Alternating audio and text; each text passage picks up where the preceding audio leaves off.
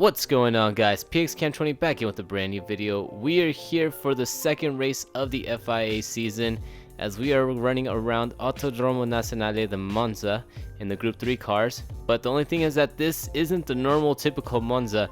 This is actually the racetrack without a first chicane. So we're just going to run straight through that first part of the racetrack, not really deal with that, and that second chicane actually becomes the first chicane. So slipstream is going to be very powerful here, and that's going to be the make it or break it on this race if you're going to either get a good finish or finish in last. So let's jump right into it. If you guys really enjoyed the content, please subscribe to the channel and leave a like on the video, as it really helps out the channel when you guys do so. Anyways, that is enough promoting myself. Let's jump straight into these races. Jumping into qualifying now, we're going to see where we can start off at. Is you do not want to start off in pole position. This is actually the one and only track you don't want to start off on the pole, just because it's so easy for the cars behind to get a great slipstream down the straight and then easily overtake you going into the first chicane. So as we go into our first qualifying lap, we feel like we're going to be doing pretty well as we head to first chicane, and yeah, that ended up happening, so we're just gonna back out right here. We're gonna try it again for our second lap, go into the first chicane break earlier this time, as we hit the first and second apex pretty well. I think we're doing pretty well down for this second. Starting off as 17th, let's see what we can get here, as we are gonna be fighting for 284 points for first place. It's gonna be very difficult to try to work our way up through the field, because we're gonna have to avoid a lot of drama, a lot of penalties, and who knows what's going to end up happening to us, especially since we're all in the back. But going onto the grid here, you can see this beautiful livery that was made by Strike Eagle, so thank you very much for that. As we now jump into our race now, getting our 3, 2, 1, starting off in 17th, we are off of Parabolica here. Going down the straight, we fast forward as we cross the start finish line. We get a great slipstream on the Mazda of DNA Jeeves. Shifted all the way to the inside, we should be able to get around him pretty quickly, as the Viper is really good around this track. It's really great around the corners. Straight line speed is pretty decent, so that could be our advantage here as we go into turn number 1 for the first time. Into Curva Grande, we get some yellow flags, and you can see all the chaos that's already unfolding as we have 3 cars off. On the replay, you can see that the Porsches went off, and also the Citroen up in 16th went off as well of Wheaties, and so he's facing backwards there. Lost basically 12 positions in one corner, and all their demises actually helped us out here, as we are in 13th place, already gained 4 positions in just 3 corners, as we now head into Lesmo 1. Going to Lesmo 1, we're on the inside of Standucci, as he got really close to us on the inside, gets a little bit of contact with us, gets kind of loose, but we were able to keep it together as he goes a little bit wide off of Lesmo 2. Making another overtake. Now we head down to the penalty zone. As you can see, a lot of cars have penalties, and so we're just gonna get around 1 car. Can we get around 2, as we were right behind Javier? Shift onto the inside. He actually decides to defend pretty late, so we get hit from behind. We made contact with Javier, and at this point we're just waiting to get a penalty because we made contact with his rear, but luckily we didn't get any penalty here. So for once, the GT gods were actually being nice to me, and we were able to hold off our 11th now as we head back into Curva Grande on the second lap. Staying right here on the slipstream, this is going to be the name of the game for the race, as staying in the slipstream is going to be the most important thing to do here. As we head back into the first chicane, everybody's able to get his slowdown pretty nice, but there is a car off as he gets resetted back onto the track. On the replay, it just looks like the Hyundai just misses his braking point, heads straight into the dirty part of the track, and he gets ghosted back onto the track. And so that's an easy position for us, as well as we have a couple more cars with penalties. Getting a little bit feisty going to Lesmo 1. Things are getting a little bit crowded here, as we're just taking things very cautiously. It's a little bit difficult because everyone's just racing super hard, and we're just also have another car right behind us, so we're just trying to get away from everything. But going to the penalty zone, look at this, we get 3 easy free positions because of the penalties, and we might even get 4 here as we're catching up to Apple Pop, passing him down the straight as we head to Ascari. We are able to get from 10th place to 6th, so in the span of 2 laps we have gained already 11 positions now, as we are catching up to the Lamborghini heading into Parabolica.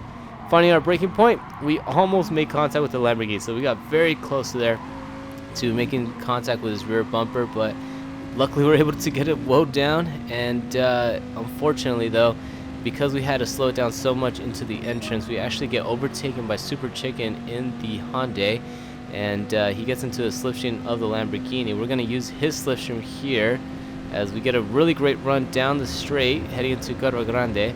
On the inside here, we're right behind the Lamborghinis. He's going to give us a little bit more slipstream, and the inside is going to prevail heading into the first chicane as we're able to retake 6th place away from Super Chicken. So everything's working out pretty well here as we brake very early into the chicane. And I didn't realize this during the race, but we actually got very lucky as we head to the replay. You can see 3 wide right behind us.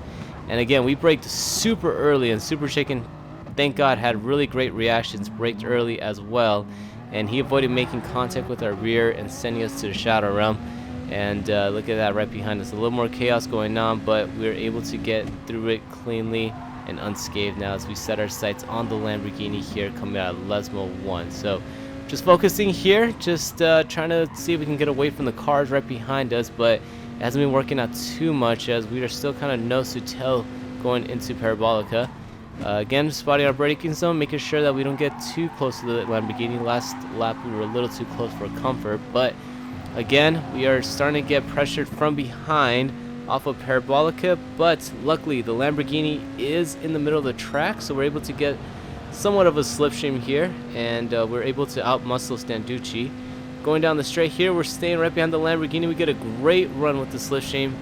Flashes us to go to the left-hand side. We go to the left-hand side, take that position away, and now we're up into 5th with about a gaggle of cars right behind us. So going into the first chicane, it's going to be very interesting as I'm going to try to brake as late as I can, but again, I brake very early, and the Lamborghini has to take evasive action, goes into the inside, but he has to back out of the move there as they make a little bit of contact right behind us, and the Lamborghini actually gets a 1-second penalty, and so do the other guys right behind. So we got very lucky once again to get out of there unscathed. That's when I started realizing that, you know what, maybe I should start braking a little bit later going into the first chicane so I can avoid, you know, having cars behind us stacking up and getting close to making contact and taking us out. But as we jump into lap number 6, we only have the Corvette right behind us really, as he's starting to catch up to us.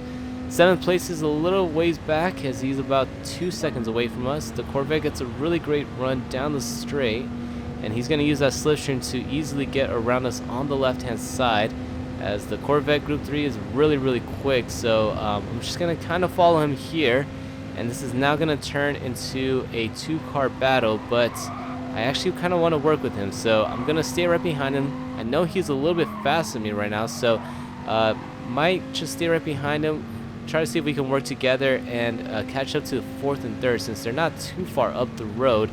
Decided to give him a bump drive right here, but I'm just being very cautious here because I don't want to get a penalty. I don't know how sensitive the hit marker is for a penalty, so every single time we get close to his rear bumper, you can see that I let go of the throttle a lot. As you can see, a good example right there. Make a little bit of contact there on lap number 8. Things are working out a little bit here. Going on lap number 10 now. We're doing the exact same thing as we get a really great run. We stay right behind him. Just give him the itty-bittiest of tap, and you can see right there, give him a little bit of a boost heading into Curva Grande. And looks like it's working out a little bit now as we jump into lap number 12. Once again, little tap. And as we jump up into lap number 13, I can start seeing now that 4th and 3rd are starting to become a lot bigger on my screen, and they are actually a lot closer than they were back on lap number 7. So this 2-car tandem that me and the Corvette were doing up ahead is actually working out, and we were actually able to close the gap to 4th and 3rd. So this 2-car battle for the podium actually is now starting to turn into a 4-car battle for the podium. And it's inviting us and the Corvette now as we head out of Lesmo 1. And you can see now the Corvette is in the slipstream of the 4th place driver. And once it pulls up the Corvette, it should be able to pull us up. So great work with the Corvette. I'm glad that he was able to catch on that we were trying to work with him and not race with him, because a lot of other people would probably have tried to defend their lines going to a couple of these corners. But again, he worked out with me really well, and this was the result now as we have 2 laps to try to get the podium done here as we cross the start finish line now. On lap number 14, we actually lose a little bit of time crossing the start finish line right behind the Corvette, but they are starting to fight with each other, so it's going 3 wide down the straight. The Corvette decides to go into the grass to try to make the overtake on the Aston Martin. 3 wide's not going to work going into there, so the Corvette backs out, and we make a beautiful move on the outside heading into Curva Grande. We are now promoted into 5th place here as we're going to keep it on the inside, try to outbrake the Corvette. He decides to go onto the outside, going to the first chicane, and we are able to muscle him out, and we get our 5th place position away from him now, and a pretty marginal gap away from him as well. So now we're setting our sights on Pro and Devil Dog right ahead of us, and going into Lesmo 2, this is going to be very, very great for us because our tires are still pretty well. There was a no stop strategy on this race, so you didn't have to come in because of the tires and for the fuel, but compared to these guys, I feel like my car was pretty stable through the corner, so you can see how much time we were actually able to gain here coming off of Ascari. We actually lose a little bit more time from the Corvette right behind us. So again, feeling very confident with the grip that we have. All we have to do is just make sure that we have the straight line speed, but as we head into Parabolica, we brake very early so we avoid making contact with the Aston Martin. But we do take a little peek onto the inside so we can show him that we are there. If he does open up the gap, we will take it. As we now come out of Parabolica, heading to the final lap, we cross the start finish line, and we're just staying right behind him here, down on the slipstream, and I'm just waiting for the slipstream to work to our advantage now as we're halfway through the straight. Get a really great run using the Corvette and the Aston Martin as a big shield for air. As we go into the inside, we make an overtake on the Corvette going onto the inside heading into turn number 2. We're able to get the move completed as we're going to defend the inside once again, and we outbrake him here as we head into the first chicane. And now all we need is that Aston Martin right ahead of us, and we can somehow get from 17th place in the beginning of the race to a podium. Just half a lap left. Can we make the move done as we now start going into Lesmo 2 for the final time? Staying right behind him, we spot our braking zone, and you can see that we get somewhat of a good entrance, but not too good of an exit as Aston Martin is able to pull the plug right here and kind of extend his lead. But thanks to the slipstream, we were able to stay with him here as we brake as late as we can going into Ascari, but we missed the first apex just ever so slightly. And coming off the final part of Ascari, we actually lose a little bit of time once again. So 3/10 behind the Aston Martin. Is the slipstream going to be strong enough to allow us to attempt to move onto the inside as we start taking a little peek there? Brake as late as we can going to the corner without making contact with him. We try to see if we can make a cutback here as we almost get overtaken by Double Dog. But coming out of Parabolica, looks like we're going to run out of time. Maybe if we would have had one more lap, we could have gotten that podium, but crossing the start finish line, we finished this race in 4th place right behind Pro 105. Really great racing with him and Devil Dog as we were somehow able to, again, to get from 17th place all the way up to 4th. Probably one of my strongest performance ever for an FIA race. And I really have a lot to thank with the penalties and a lot of mess ups that these guys had, especially on lap number 1 and lap number 2. So not sure exactly how I did it, but somehow we were able to get really good points and finish in a great spot. I really wish we could have gotten that podium or even a win if we would have qualified a lot better, but really enjoying the Viper here. It's a really great car in my opinion, and I'm really happy with deciding to pick Dodge.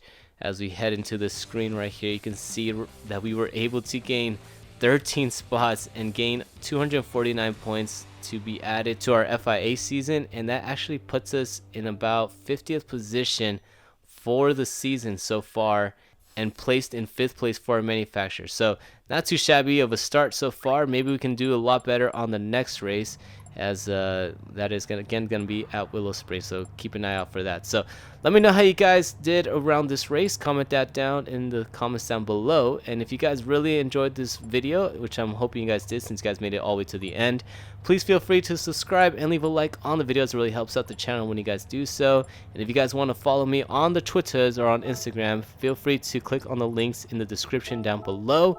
And again, if you guys found this video very entertaining, I hope to see you guys on the next one. Peace out.